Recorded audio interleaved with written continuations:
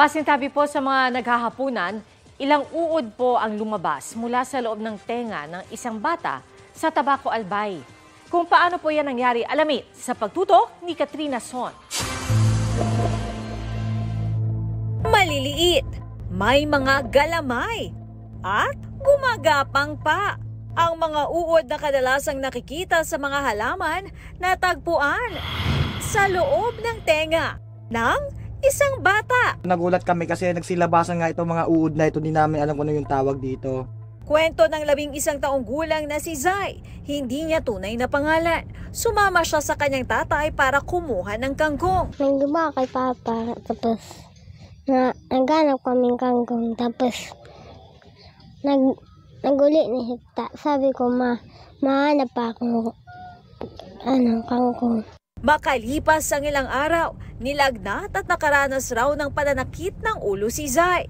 Hanggang sa makita ng kanyang pamilya na may mga lumalabas di umanong uod sa tenga ng bata. Sinubukan nilang flashlightan ng loob ng tenga. So parang may nakikita ako, di ko alam kung mata or ngipin ng uod. Kaya para makasiguro, ipinakonsulta nila si Zai sa City Health Unit. Nilinis ang tenga ng bata at binigyan ng gamot para maiwasan ng impeksyon. Hindi pa sigurado kung paano nakapasok ang mga uod sa tenga ng bata.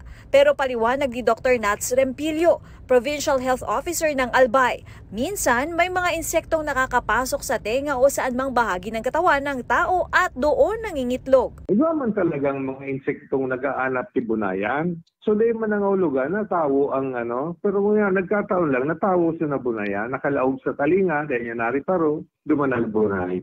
Pero ayon sa doktor, delikado ito lalo kung malapit na sa utak dahil posibleng magkaroon ng impeksyon. Kaya payo niya, panatilihing malinis ang katawan. Sa ngayon, maayos na ang kalusugan ng bata, pero hiling ng kanyang tatay. Gusto ko po siyang mapatingnan sa espesyalista para baka kung may pang itlog sa loob ng tainga niya, matingnan po yung tainga niya. Katrina Son, Nakatutok, 24 Oras.